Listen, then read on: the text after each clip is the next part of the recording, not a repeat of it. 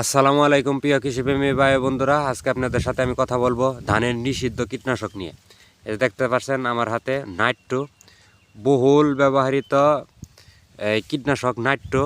অনেকেই চিনেন, মানে কি খুবই ভালো মানের কীটনাশক, কিন্তু ধানের জন্য নিষিদ্ধ। সরকারি বাংলাদেশ ধান গবেষণা ইনস্টিটিউট এবং কি কৃষি অধিদপ্তর থেকে নাইট্রো নিষিদ্ধ করা হয়েছে। শুধু নাইট্রো না, ধানের সাইফারমেথ্রিন গ্রুপটা নিষিদ্ধ করা হয়েছে এবং 505 ইসি এবং 55 ইসি যত কীটনাশক আছে সব ধানের জন্য নিষিদ্ধ।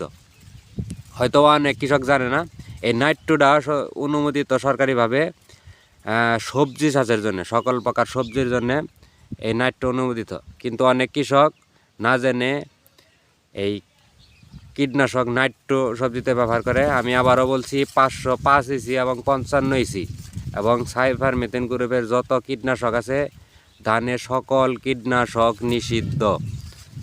আপনারা ধানে ব্যবহার করবেন না। আমার হাতে দেখতে পাচ্ছেন আর একটা কীটনাশক, এটা হলো ডুয়েল। এটাও নাইট্রো আর ডুয়েল সেম একই ক্যাটাগরির ওষুধ, নাইট্রো নিষিদ্ধ। মানে আমি আবারও বলতেছি যে 505 ইসি এবং 55 ইসি যত কীটনাশক আছে সকল কীটনাশক ধানের জন্য নিষিদ্ধ।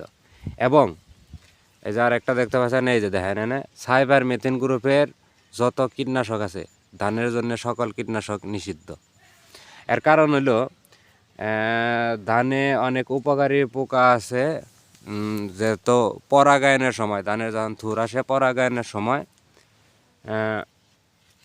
ক্ষতি করে, অনেক উপকারী পোকা মরা যায়। এর কারণে পরাগায়ন হয় না ঠিক মতো, এর কারণে ধানে নিষিদ্ধ করছে।